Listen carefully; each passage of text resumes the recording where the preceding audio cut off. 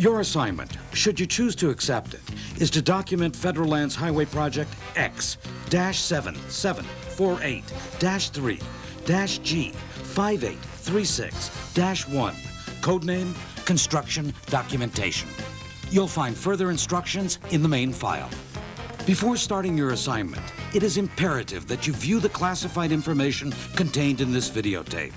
Your predecessor failed and currently paves dog runs in the desert. Don't let us down.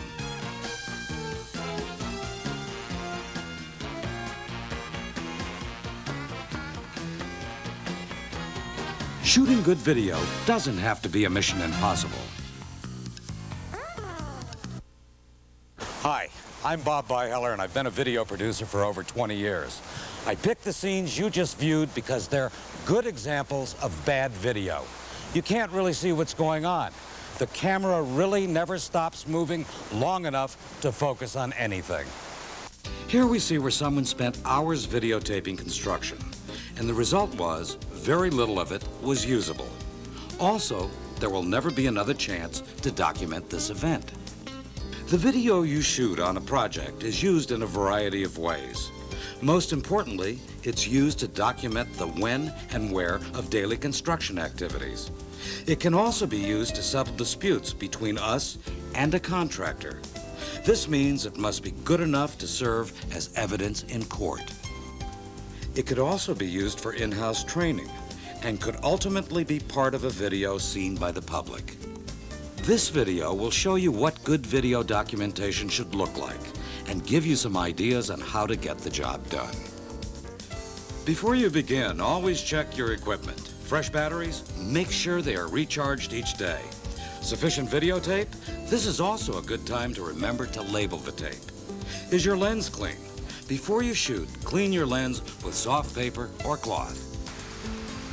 And now it's time for the two most important pieces of video equipment: your tripod and the camcorder.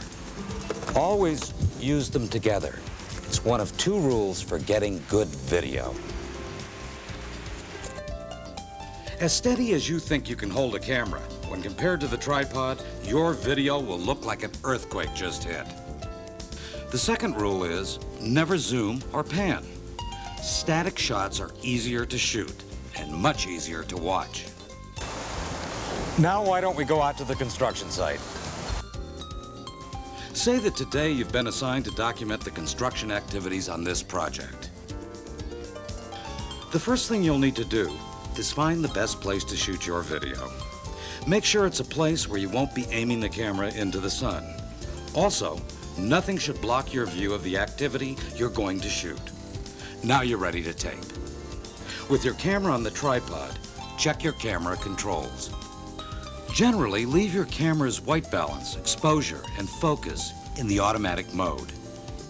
At the beginning of each scene, say where and what you are taping. It's a concrete pour, east abutment on the Pine Creek Bridge.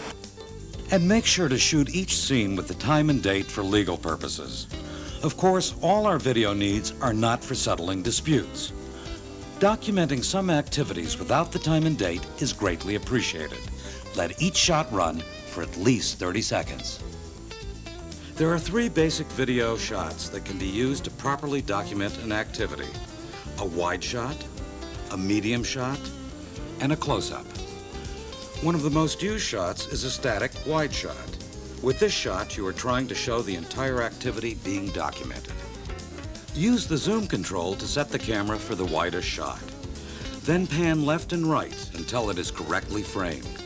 In other words, you see just the things you want to see. In a wide shot, that means you can see all phases of the work in relation to each other. Remember, what you see in the viewfinder is what you get.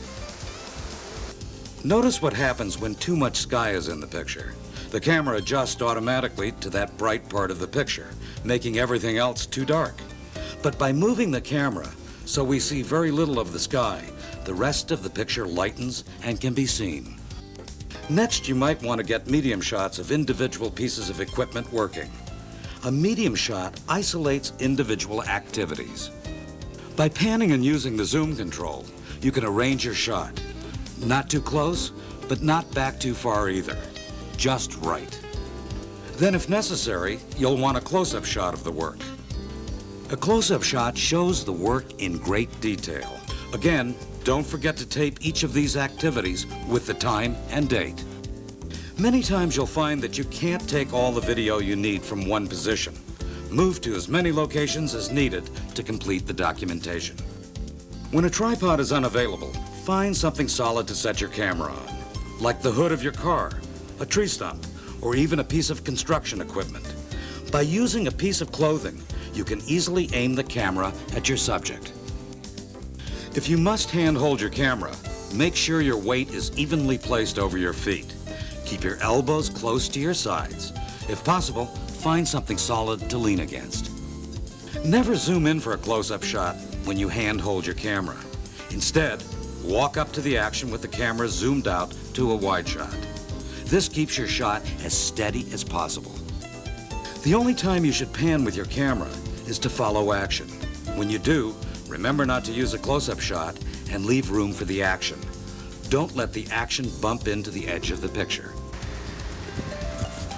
Although you're not quite ready for Hollywood, follow these simple tips and you'll be able to shoot good video. Video that not only documents your work, but video that you'll be able to show to others. Now let's recap.